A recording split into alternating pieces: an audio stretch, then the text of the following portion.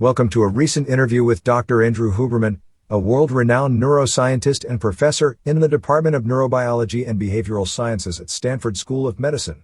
What do you think is the secret to a successful relationship? That never gets discussed because if you look at sort of who people select to have sex with versus who people select to try and form long-term relationships with them, I mean, there are many men who would not choose to be with the woman that is most attractive to everybody because they don't have the confidence they could keep her. That's right? a good point. Even if she's not a flirt and wouldn't be looking, right? Even if she didn't have a wandering eye. Some men deliberately wouldn't want to be with the most beautiful. People tend to match up pretty closely in terms of attractiveness. Like not always. You asked about income, and I want to make sure that, yes, it's true that resource potential is an important variable because people have to think about safety and childcare and a number of things because it's not as edgy as thinking like, oh yeah, it's all about money, it's all about beauty, it's all about this, it's about the Lamborghini. It's like, no, like how is he going to treat you? Because the last thing you want is someone with a ton of reproductive potential, resource potential, who's going to treat you like garbage. Chances are they're not going to stay with you. Yeah. More important than any other feature across all cultures is that the woman reports that she sought someone who is kind to them. Not necessarily kind to everybody, but kind to them. Okay, so even if you think of like extreme money or you think of extreme bodies or extreme resources, right, that somebody has,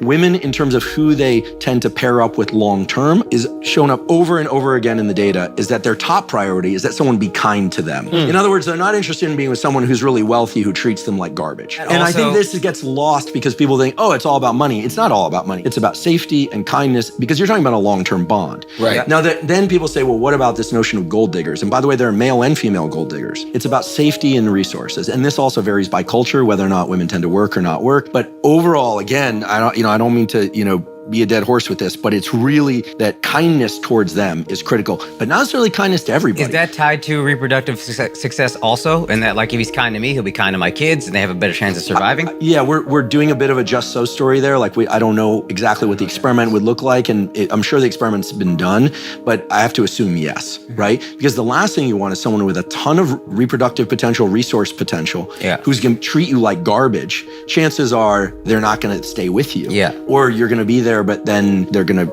bring in other mates. Kindness toward each other is fundamentally the most important variable, which is kind of reassuring. I don't say that to be politically correct. That's how the data fall out. And so there's also something very special to people about the other person who is very desired by a lot of people, treating them particularly nicely. Yeah. Right? Like, I mean, you hear this notion of being picked, right? Yeah. And there's mutual picking. And everything is changing now too, right? I mean, the way that there are apps like Bumble where women actually have to say that it's, yes, I will talk to you, right? Yeah. It's not a bidirectional conversation. There's an asymmetric conversation. Yeah. You have to be careful the questions you ask in a relationship too.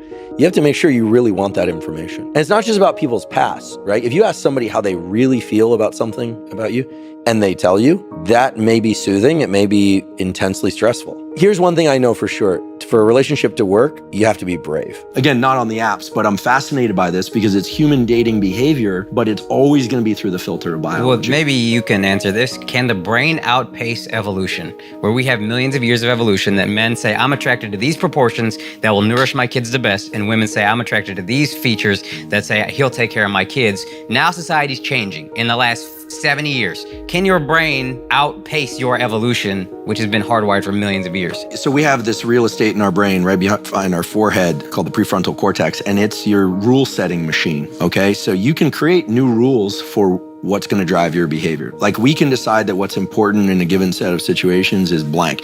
You actually see this, right? If people go away on retreats or they go to some event and there's only, let's say 10 men and 10 women, they're all heterosexual, who you find most attractive will be gauged against the other 9. But in a world in New York City, the distribution is much broader and the mean is shifted perhaps, right? And so you can't beat evolution. You're always going to be constrained by brain wiring, but you can condition certain things.